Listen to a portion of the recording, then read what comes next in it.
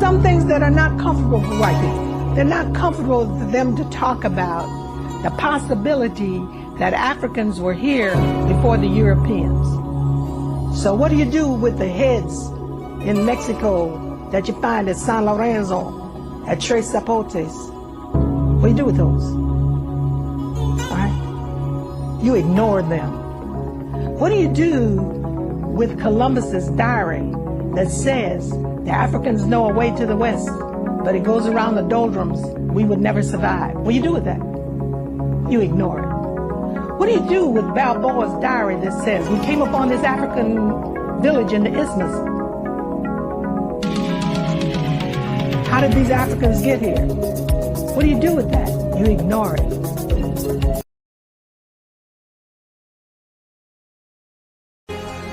What do you do with all of this written literature and history that says that Abubakar II of Mali sent 200 ships to the west?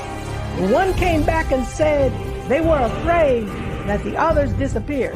And then to have Balboa find this village that looks just like Mali, where he was, what do you do with this information? You ignore it.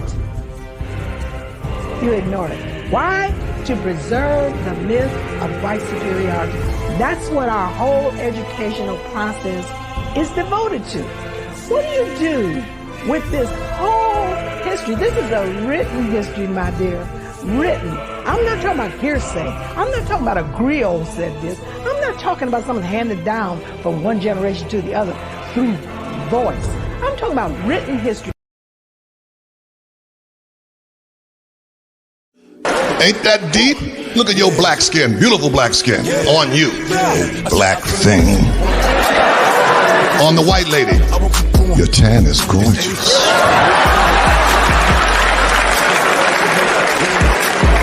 Your cornrows on you, you little pickaninny. On Bo Derek, a 10.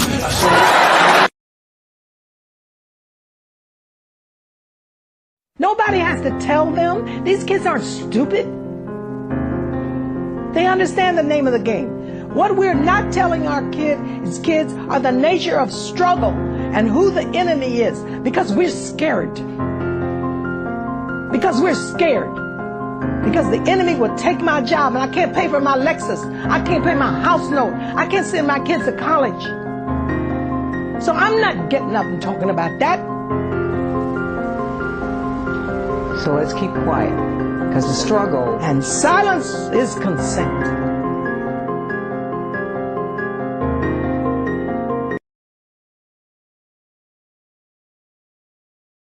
What's your name, brother? Yeah, Chief Wampamika Wampachuk, man. Real pleasure, man. Right. Yeah, real pleasure. From a chief to a chief, man. Yeah. It's good to meet you. Pleasure, What's your name, Chief? pleasure. What's your name, brother? I'm Sergeant at Arms. Alice. Elder, how you doing? He's our tribal chief justice. He runs our tribal court. Massachusetts. Massachusetts, that's a native tribe? Massachusetts state named themselves after our tribe. Massachusetts. Oh, okay. Yeah. I'm with you. But this is how the tribe is pronounced. Okay, so Algonquin language is the same as Israel language, the same as Hebrew language. Yes, sir. My language is very similar to this. Okay. So y'all down here. Nationalistic designation is called Titicut. Okay.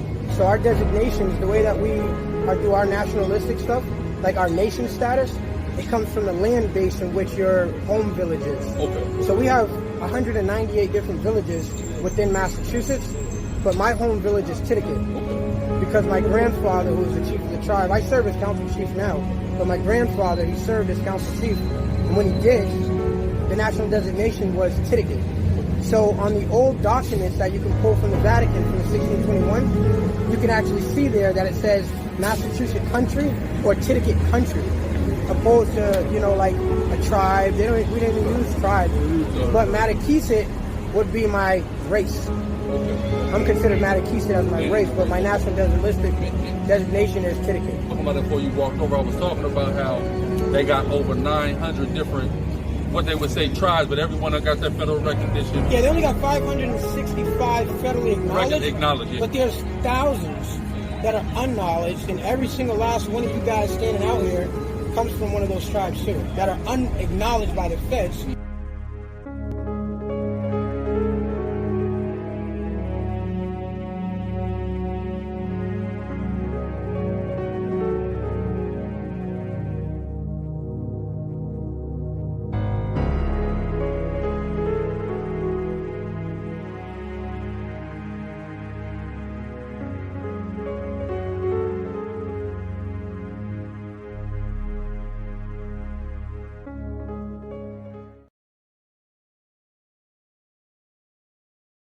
exponential growth of discoveries that point to the fact that Christopher Columbus, first of all, his name is not Columbus. His name, and not because I'm Hispanic with Sanchez surname and Martinez and so forth, but his name is Colón. And so in Spanish we have it right, Cristóbal Colón.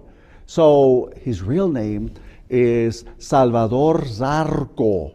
All right, but now recently we've discovered that Christopher Columbus, Cristóbal Colón, was known as a quote-unquote marrano. Marrano? The marranos are those that were forced to convert to Roman Catholicism. Well, the Sephardim, the Jews, okay. One reason why I love doing genealogy, you find so many interesting articles and documents.